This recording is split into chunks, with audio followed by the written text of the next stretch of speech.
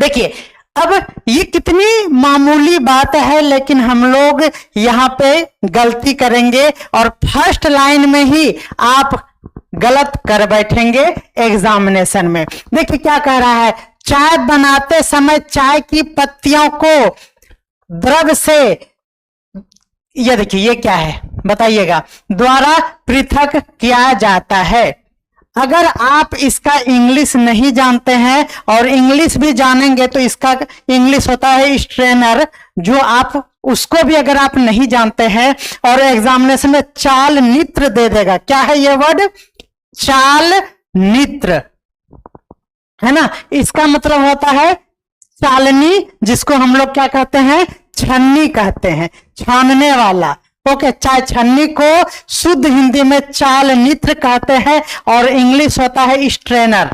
Okay, तो आप यहाँ पे दोनों नहीं जानते होंगे, चाल नित्र, तो आप गलत कर बैठेंगे। ये वर्ड आपको ध्यान देना है, यानी ये जो चाय छन्नी है उसका शुद्ध हिंदी होता है चाल नित्र।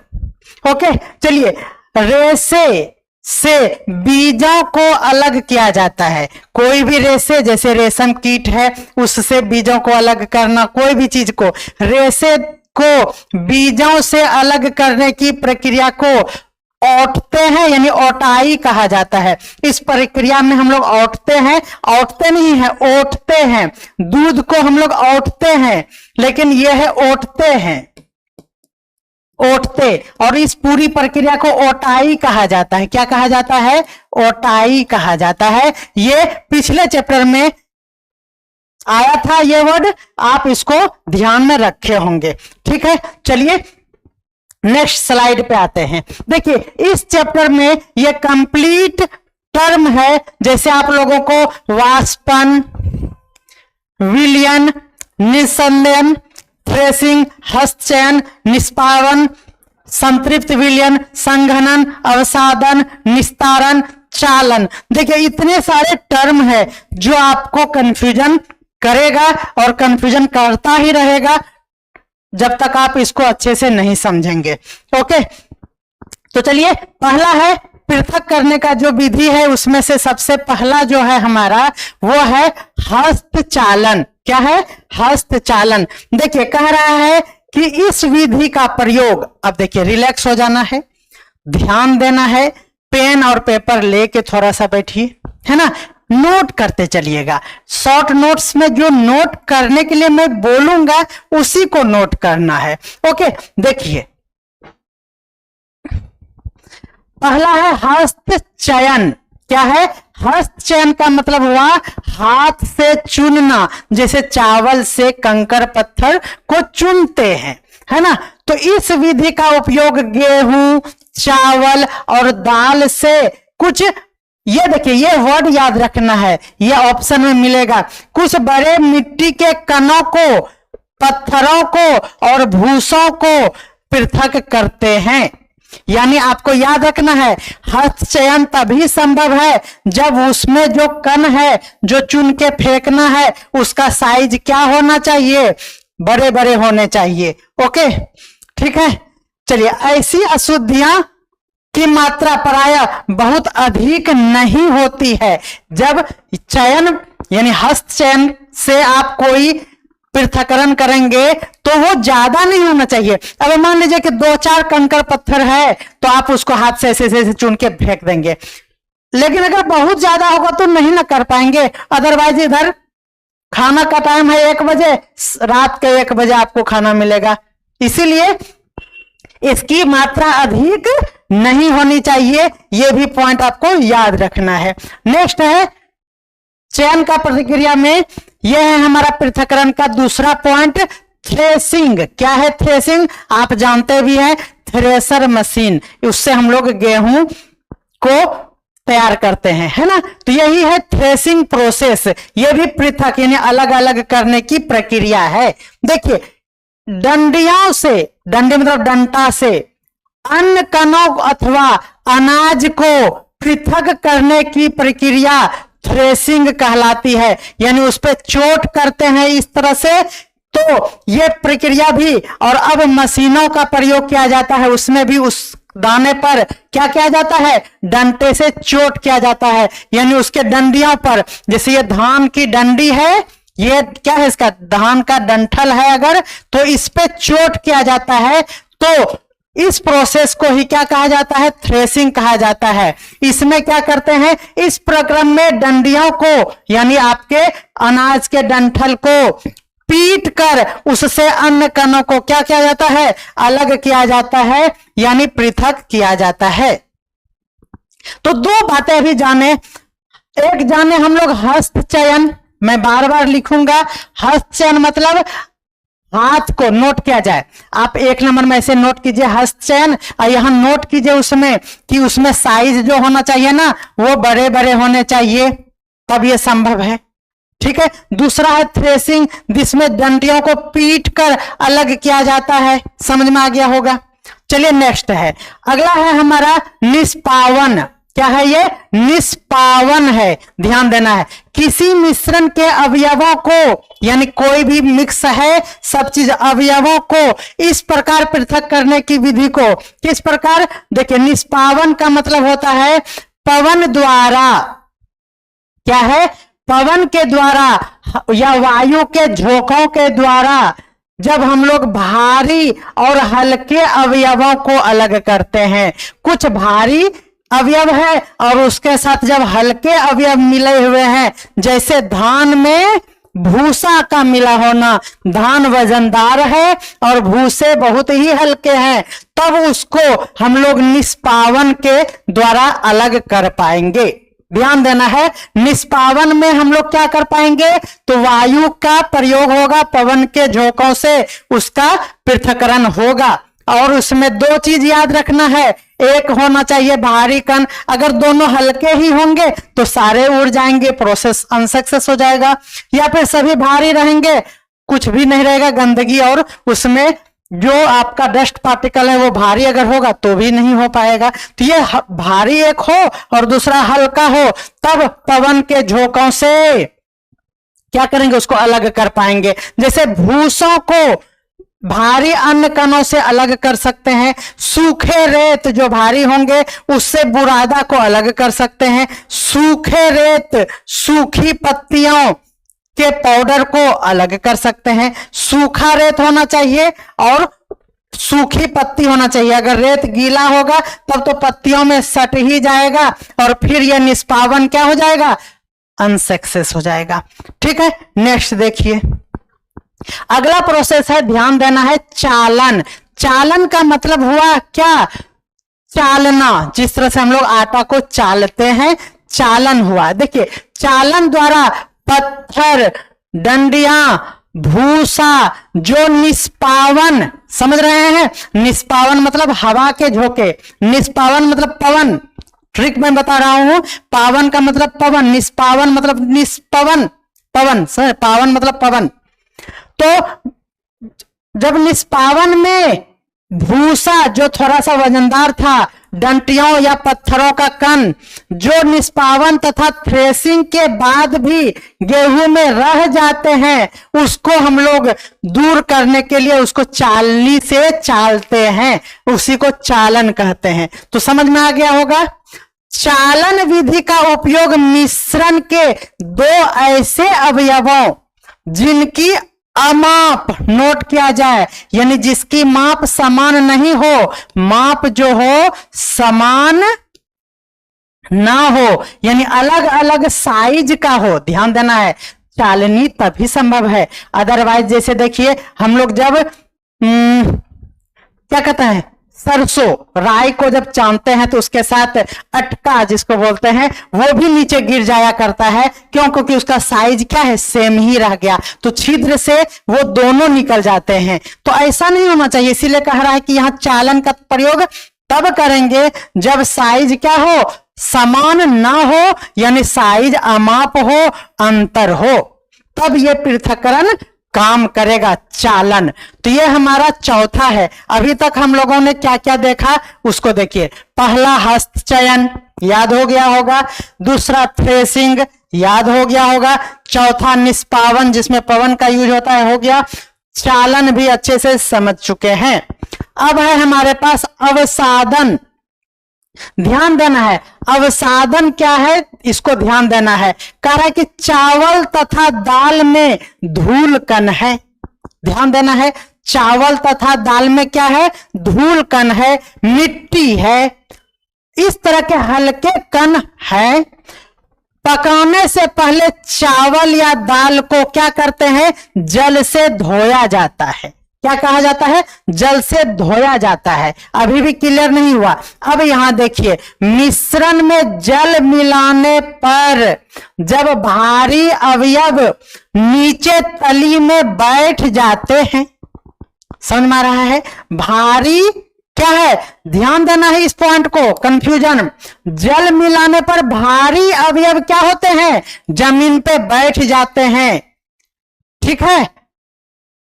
तो वो जो नीचे बैठ जाता है, उस बैठने के प्रोसेस को अवसादन कहते हैं। क्या कहते हैं, अवसादन। इस ग्लास को देखा जाए, यहां पे आपको ये नहीं दिख रहा होगा, मैं दिखाना चाहूंगा कि ये ग्लास को, जैसे मान लीजिए कोई बाल्टी में नाले का कीचड़ वाला पानी हम लोग ला लिए, अब उसको क्या करते हैं, उसको छोड़ देते हैं थोड़ा देर, तो धीरे धीरे उसका गंदगी जो है ना नीचे बैठ जाता है।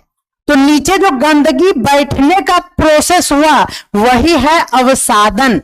ध्यान देना है, ऊपर के पानी से हमको कोई मतलब नहीं है, नीचे जो गदरी बैठ गया ना, गंदगी जो बैठ गया ना, वो बैठने का प्रोसेस, और उस गदरी को अलग किए, पानी ऊपर में, नीचे गदरी है, उसको अलग करने का प्रोसेस क्या कहलाता है, अवसादन। यानी यहां पे बैठ जाना क्या कहलाता है, अवसादन। ओके, अब आप समझिएगा, ये क्वेश्चन है आप लोगों के लिए। कह रहा कि चाय तैयार करने के बाद आप चाय की पत्तियों को पृथक करते हैं। जैसे ये चाय का है, सपोज कर लीजिए प्याली है, मुझे चाय का यहां प्याली ही लगाना चाहिए था, बट नहीं लगाए हैं। अब देखिए, जब हम लोग चाय पीते हैं तो नीचे चाय पत्ती कप के नीचे बैठ जाता है, बैठता है। अब आप बताइए, क्या ये अवसादन है?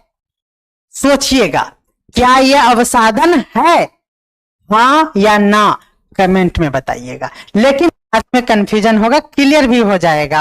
ओके, देखिए अब ये क्वेश्चन है और आप कमेंट कीजिएगा तो आपका ऐसा इमोजी आएगा, अगर गलत होगा तो, ठीक है।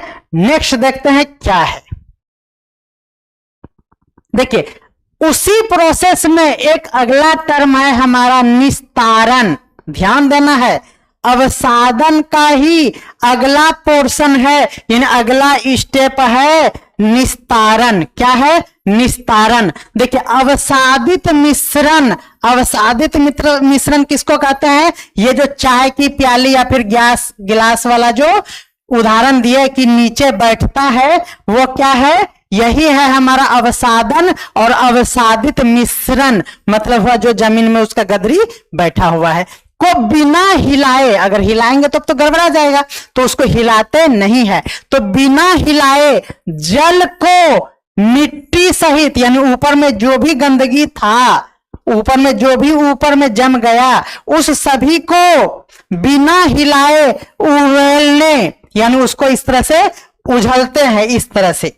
देखिए, इस तरह से क्या करेंगे, इस ग्लास को इस तरह से उड़ेल लेंगे इसमें, तो उड़ेलने की जो प्रक्रिया है उसी को क्या कहते हैं, निस्तारण कहते हैं।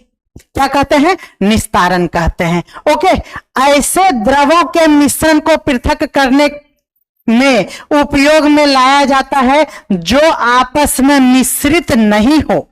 यानी इसमें यह कहा गया है कि इस प्रोसेस को वहां पे अप्लाई करेंगे जहां पे कि दो तरह का रहेगा, नीचे बैठने लायक होगा। अब जैसे चीनी और पानी के विलयन को, यानी शरबत को आप सोचेंगे कि इस प्रोसेस से निस्तारण और अवसादन करेंगे, तो आप रात भर, दिन भर, क्या साल भर आप रख देंगे तो जमीन पे चीनी नहीं बैठने वाला है।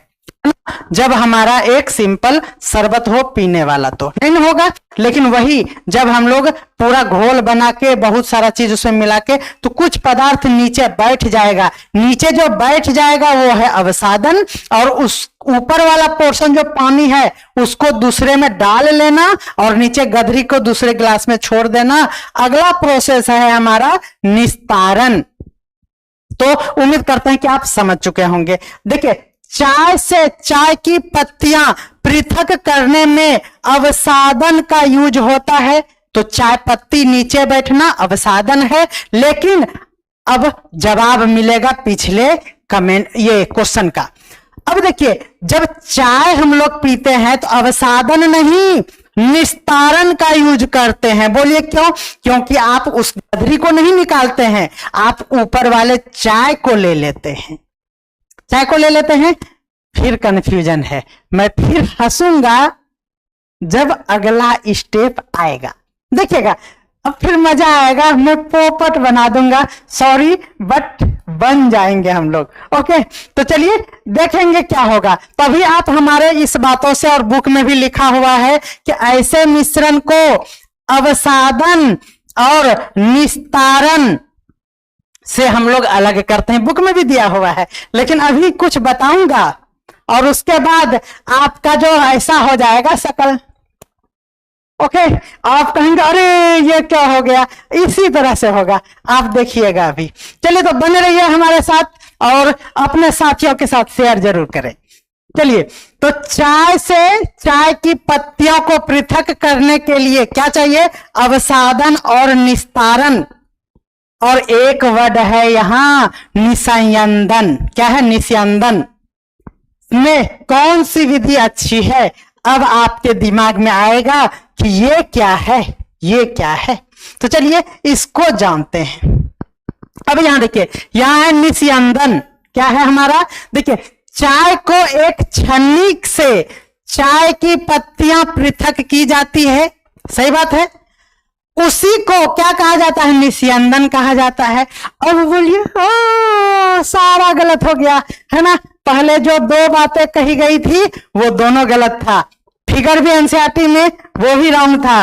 अब यहां सही है कि चाय की पत्ती से जब चाय छन्नी का यूज कर लेंगे, चाय को ऐसे करके पोर करना, दूसरे में उड़ेलना, वो हमारा प्रोसेस था निस्यंदन, है ना। और यहां पे क्या हो गया? सॉरी, वो हमारा प्रोसेस था निस्तारण। लेकिन चाय को हम लोग इस तरह से नहीं बल्कि चाय छन्नी से करते हैं, तो चाय छन्नी से करना निस्यंदन कहलाता है। फिल्टर करना, जिसको हिंदी में नहीं इंग्लिश में कहते हैं, इंग्लिश इज इजी। देखिए, चाय की पत्ती को छलनी, छलनी मतलब चाल नित्र द्वारा पृथक किया जाता है। अब देखिए, ग्लास की तली में कुछ मिट्टी बैठ गई, ऐसा क्यों हुआ? इस प्रक्रम को आप क्या कहेंगे? देखिए, पहला क्वेश्चन, गिलास की तली में कुछ मिट्टी बैठ गया, सही बात है, ऐसा क्यों हुआ? इस प्रक्रम को आप क्या कहेंगे? निस्यंदन विधि का उपयोग घरों में पनीर बनाने के लिए किया जाता है, सही बात है कि नहीं? कपड़े में डाल देते हैं, पानी गिर जाता है। जब किसी चालनी या छलनी का यूज करेंगे और इस तरह से तरल पदार्थ का यूज करेंगे तो हमारा निस्यंदन कहलाएगा। अगला है हमारा वाष्पन। यह भी पृथक करने के लिए किया जाता है। मिश्रण से जल और नमक के घोल, अभी मैंने कहा कि शरबत को नहीं कर सकते हैं पिछले 3 विधि द्वारा, उसको शरबत को अलग करने के लिए भी विधि है हमारे पास, और उस विधि का नाम है वाष्पन। जब जल और नमक या कोई भी सॉल्यूशन जो शरबत जैसा होगा, पृथक को अलग करने के लिए वाष्पन की प्रक्रिया का प्रयोग किया जाता है। वाष्पन का मतलब पानी उड़ जाएगा और उसके नीचे नमक बैठ जाएगा। ये प्रक्रिया है हमारा, देख रहे हैं, ये है वाष्पन, ये वाला है वाष्पन, इसको नहीं देखेंगे अभी, ठीक है। अगला है हमारा संघनन। देखिए, संघनन क्या है? वाष्प से उसी द्रव अवस्था में परिवर्तित कर देना। यानी ये वाष्प बना, लेकिन हम एक टेक्निक लगाए कि इसमें हम इस तरह से एक बर्तन का यूज किए, ये टकराया और ये ठंडा होते हुए इसमें स्टोर हो गया, तो इस प्रोसेस को वाष्पन बोले। और ये जो वाष्प को स्टोर कर रहे हैं जल की अवस्था में, तो ये हमारा कहलाता है संघनन। बहुत बहुत इंपॉर्टेंट है। जल वाष्प से उसी की द्रव अवस्था में परिवर्तित होने की प्रक्रिया को संघनन कहा जाता है, ध्यान देना है। हमने मिश्रण से नमक, तेल, जल को निस्तारण, निसंयंदन, वाष्पन और संघनन बहुत सारी विधियों द्वारा सफलतापूर्वक क्या कर पाए, पृथक कर लिए हैं। ओके, अब देखिए क्या कह रहा है। अब आपको एक बात याद रखना है कि संतृप्त विलयन किसको कहते हैं। संतृप्त विलयन को समझने के लिए सिंपल सा बात है कि जब आप क्या करेंगे, एक गिलास पानी ले लीजिए, उसमें चीनी डालिए, घोरते रहिए, चीनी डालिए, उसको हिला के घोरते रहिए, ठीक है। कुछ समय के बाद देखेंगे कि अब जब चीनी डाल रहे हैं तो जमीन उसके तलट्टी पे बच ही जा रहा है, तो अब डालना बंद कर दीजिए। क्या? क्योंकि उसमें अब वो घुल नहीं रहा है। तो उस अवस्था को क्या कहते हैं, देखिए, जब जल में चम्मच भर नमक मिलाने के बाद कुछ अविलेयी नमक बच जाता है, यानी अब उसमें नहीं बच रहेगा, यानी नहीं घुलेगा, बीकर की तली में बैठ जाता है। इस जल में अधिक नमक अब नहीं घुल पाएगा। इस तरह के विलयन को क्या कहा जाता है, संतृप्त विलयन कहा जाता है। क्या कहा जाता है, संतृप्त विलयन कहा जाता है। और संतृप्त विलयन को जब हम लोग गर्म कर देते हैं तब फिर वो उसमें घुलने का एबिलिटी, कैपेसिटी हो जाता है। ऐसे विलयन को असंतृप्त कहेंगे जब उसमें और घुलने लगेगा। ओके, तो इस बुक में इतना ही था और कुछ भी नहीं था। अब हम लोग ऑब्जेक्टिव की ओर बढ़ते हैं। शानदार ऑब्जेक्टिव, ये बहुत जरूरी है क्योंकि कंफ्यूजन होते रहेगा। देखिए, रेशों से बीजों को अलग करने की प्रक्रिया यानी पृथक किया जाता है। किस प्रोसेस से? देखिए, ओटने से, ओटने नहीं, ओटने से। तो ये वाला बात आपको याद रखना है। कताई कभी नहीं होगा क्योंकि पिछले चैप्टर में मैंने आप लोगों को बतलाया था। पदार्थ किसे कहते हैं ये सभी जानते हैं, जो स्थान घेरता है और जिसमें द्रव्यमान होती है। तो सी नंबर आंसर सही है। अब देखिए यहां क्वेश्चन बन गया है, चाय की पत्तियों को कैसे पृथक किया जाएगा। तो देखिए, चाय की पत्तियों को छलनी से, तो सही बात है, छलनी से, नली से नहीं किया जाएगा, भाप द्वारा, भाप द्वारा क्या नहीं, ए नंबर इसका आंसर हो जाएगा। नेक्स्ट है, छलनी द्वारा आटे की अशुद्धियों को छांटने को क्या कहा जाता है। जब आटा से हम लोग चलनी से करते हैं, क्योंकि चालनी से आटा को चालते हैं, तो उस प्रोसेस को चालन कहेंगे। ओके, चलिए, पृथक्करण की कौन सी विधियां है, तो आप जानते हैं हस्तचयन भी है, थ्रेसिंग भी है, निष्पावन भी है, इसीलिए इसका आंसर हो जाएगा डी नंबर। दूध से पनीर को अलग करते हैं तो उसमें चाय छन्नी जैसा कपड़े का यूज होता है, और कपड़े का यूज करना क्या कहलाता है, बताइए, ये कमेंट कर दीजिए, ठीक है। तो बहुत अच्छा लगता है जब आप हमें कमेंट में जवाब देते हैं। तो इसका भी जवाब आप इसको क्या कहेंगे, 1 नंबर लिख के और इसका कमेंट करेंगे। आप कमेंट करते हैं तो 1 लिख के इसका कमेंट ABCD कुछ भी लिखिएगा, ये आप बताइएगा। ओके, चलिए अगला देखते हैं। देखिए, आपको मैं अपने वीडियो से इंगेज रखने के लिए ये बात कह रहा हूं कि आप ऐसा करेंगे। हम पदार्थों को पृथक्करण क्यों करते हैं, तो अनचाहे पदार्थ को बाहर करने के लिए, अशुद्धियों को दूर करने के लिए, शुद्धियों को दूर करने के लिए नहीं कहा गया है। तो ये हमारा गलत हो जाएगा, यानी ए और बी दोनों सही है, तो डी नंबर आंसर हो जाएगा। मिश्रण में जल मिलाने पर भारी अवयव तली में बैठ जाते हैं। क्या होते हैं, तली में बैठ जाना क्या कहलाता है, अभी बताए थे। जब तली में बैठेगा तो वो अवसादन कहलाएगा, और इसको इस तरह से उलट देंगे किसी में ऊपर वाला पानी को तो वो निस्तारण कहलाएगा। तो इसका आंसर अवसादन होगा। हस्तचयन की विधि का उपयोग इनमें से किस किस स्थिति में किया जाता है। दाल से बड़े मिट्टी के कणों को निकालने के लिए, चावल से पत्थरों को अलग करने के लिए, अनाज से बड़े बड़े मिट्टी को अलग करने के लिए, सभी। कोई दिक्कत है, हमने कहा था आप लोगों को। कह रहा है ये डंडी होगा, इंडी नहीं होगा। डंडियों से अन्न को पृथक करने की प्रक्रम को क्या कहा जाता है? तो डंडी से, इस तरह से चावल वाला बताए थे, इसको डंडियों को पीटेंगे, अन्न कण उससे अलग हो जाएगा। इस प्रोसेस को थ्रेसिंग कहते हैं। क्या कहते हैं? थ्रेसिंग कहते हैं। अब सादित मिश्रण को बिना हिलाए जल को मिट्टी, यानी उसमें जो भी ऊपर में गंदगी था, सहित उल्हेरने की क्रिया को क्या कहा जाता है?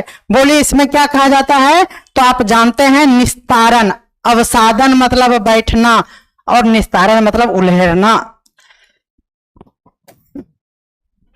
नेक्स्ट है हमारा, देखिए हस्तचयन विधि कब सुविधाजनक होती है? अब देखिए क्वेश्चन आ गया, जब अशुद्धियां अधिक नहीं कम हो तब संभव है। यानी जब अशुद्धियां कम हो और अशुद्धियां बहुत छोटे छोटे आकार की हो, नहीं बड़े बड़े हो। अभी जस्ट आया था, देखिए यह क्या है, देखिए समझेगा, बड़े मिट्टी को हम लोग निकाल सकते हैं हस्तचयन से।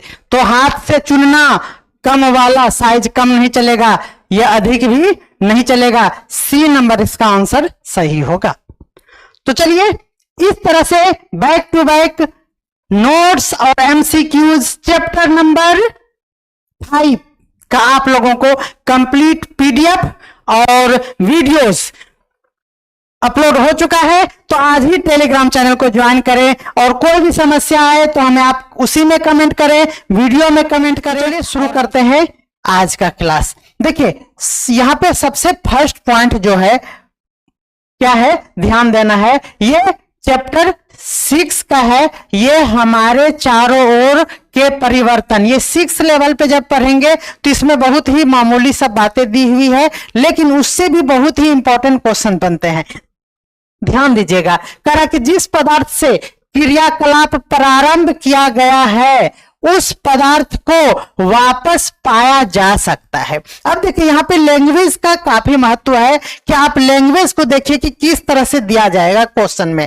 कहा कि जिस पदार्थ से किसी भी क्रियाकलाप यानी कोई भी काम आप कर रहे हैं, जिस पोजीशन से प्रारंभ किया गया, ध्यान देना है, प्रारंभ किया गया है, उस पदार्थ को अगर वापस उसी पोजीशन पे ला सकते हैं यानी पाया जा सकता है, तब ध्यान दीजिए जिस पदार्थ को इस परिवर्तनों से हो रहे हैं उन्हें पुनः पूर्व स्थिति में लाया जाना ही क्या कहलाता है? उत्क्रमित कहलाता है। क्या कहलाता है? उत्क्रमित यानी रिवर्सिबल कहलाता है। ओके, ये ध्यान देना है वर्ड उत्क्रमित। ओके, नेक्स्ट है हमारे पास, यहां देखिए जैसे एग्जांपल में है कि गुब्बारे में हवा भरने से वो अमाप यानी उसका साइज बड़ा हो गया और यह परिवर्तन इसके आकार में परिवर्तन कर रहा है, और जब इससे एयर निकाल लिया जाएगा तो पुनः यानी उत्क्रमित कर लिया जाएगा, यानी पूर्व अवस्था में यह आ जाएगा। ओके, नेक्स्ट है हमारे पास, यहां देखिए कुछ एग्जांपल्स हैं जो बुक का ही कटिंग है उसी में दिया हुआ था। क्या कह रहा है कि यदि आप कागज को मोड़कर खिलौना और ये हवाई जहाज जो हम लोग बचपन में बनाया करते थे ये बनाते हैं, तो क्या इसे उत्क्रमित किया जा सकता है? तो बिल्कुल, इसको इस तरह से खोल लेंगे तो फिर से ये पेपर हो जाएगा, यानी यह उत्क्रमित का उदाहरण है। देखिए जैसे आप इसको कटिंग करके अगर वही आप एरोप्लेन बनाएंगे, हवाई जहाज बनाएंगे, तो कटिंग करके इस तरह से बनेगा और इसको उत्क्रमित नहीं कर पाएंगे। यहां पे देखिए ध्यान देना है, ये कंफ्यूजन करेगा। देखिए रोटी बनाना और यहां पे है गूंथे हुए आटे से बेल कर रोटी बनाना, यह है ताबे की रोटी और यह है बेल कर हम लोग चौकी और बेलन से जो बनाते हैं ये है। तो देखिए इसको फिर से हम लोग आटे गूंथे हुए में कन्वर्ट कर सकते हैं, तो यह है उत्क्रमित का उदाहरण। लेकिन इस फूले हुए रोटी को फिर से हम लोग आटा नहीं बना सकते हैं, इसलिए हो गया उत्क्रमित का उदाहरण बिल्कुल नहीं है। उसी तरह से आप यहाँ पे देख सकते हैं कि कच्चे अंडे को उबाला हुआ अंडा बना देना, क्या उत्क्रमित कर पाएंगे? हाँ या ना, ये क्रियाकलाप आपको बुक में मिल जाएगा। आप यहाँ देखिए जैसे गाढ़े घोल से इडली बनाना, गीले कपड़े से सूखा उसको कपड़ा करना, ऊन के धागे से बुना हुआ स्वेटर बनाना, अनाज से आटा बनाना, ठंडे दूध को गर्म करना, सीधी डोरी से कुंडलित डोरी बनाना, कली से फूल बनाना, दूध से पनीर बनाना, और ये देखिए गाय के गोबर से बायोगैस बना लेना, और फिर खींचे रबर बैंड को सामान्य साइज में फिर से लाना, जमी हुई आइसक्रीम से पिघली हुई आइसक्रीम बनाना। ये काफी इंपॉर्टेंट है और लेकिन बहुत ही इजी है, जिसका ध्यान आपको रखना होगा। ओके, नेक्स्ट देखते हैं। कहा कि किसी औजारों से, ध्यान देना है, किसी औजारों में लोहे के फलक में एक वलय होता है। ध्यान देना है, एक वलय का मतलब जैसे कोई भी हमारे पास औजार है उसमें लोहे का वलय यानी उसमें लोहे का एक होल इस तरह का होता है या फिर इस तरह का रिंग होता है। ओके, ये ध्यान देना है लोहे का, है ना। वलय को गर्म करते हैं जिससे उसका आकार क्या होता है, बड़ा हो जाता है। दैट मीन्स आपको यहां याद रखना है, किसी भी धातु को जब हम लोग गर्म करेंगे तो उसके आकार में परिवर्तन होगा और वो क्या हो जाएगा, साइज में बड़ा हो जाएगा, और वो क्या होता है, फैल जाता है।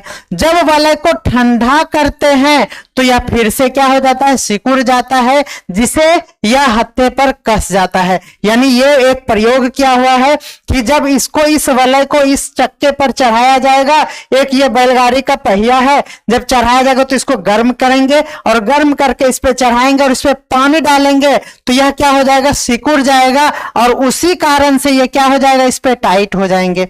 ओके, तो वही कह रहा है कि देखिए, टूटी हुई हड्डी पर बंधी पट्टी में किसका उपयोग किया जाता है, तो प्लास्टर ऑफ पेरिस। ये तो ठीक है, लेकिन अगर आपको एग्जामिनेशन में पीओपी दे देगा तो कंफ्यूजन ना हो। पीओपी का मतलब प्लास्टर ऑफ पेरिस, इसीलिए मैंने इस लाइन को यहाँ पे पिक आउट किया था।